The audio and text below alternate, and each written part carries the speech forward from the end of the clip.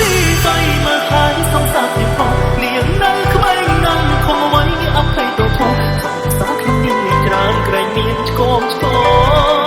គុំលើមកសុំប្រកាន់ផ្ដាំជន់ទីបីមកហើយលោកស្រីឲ្យអរខ្ញុំសូមអងវ៉ាកុំឈ្លោះកុំខំប្រជុំ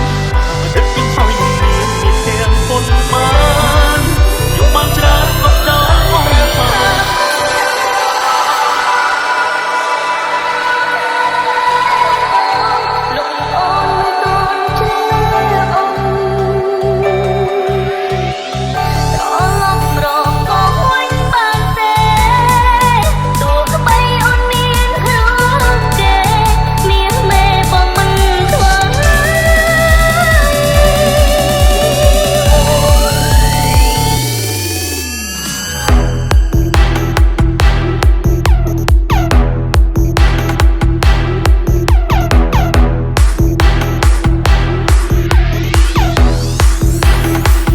ដាំជន់ទីបី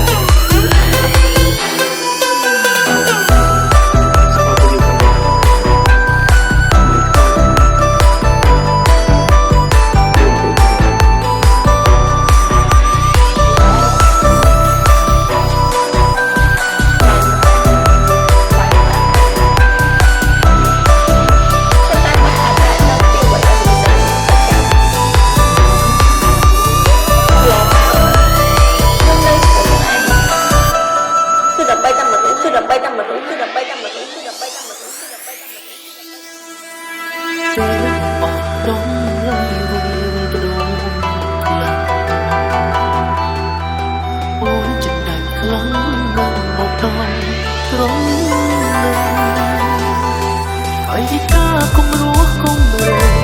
ជុំទីបីនឹងឈោសំបោះឲ្យស្រីខំព្រលឹងអងនៅតាមអូនបានបងបែបបានតោស្រុងលំតា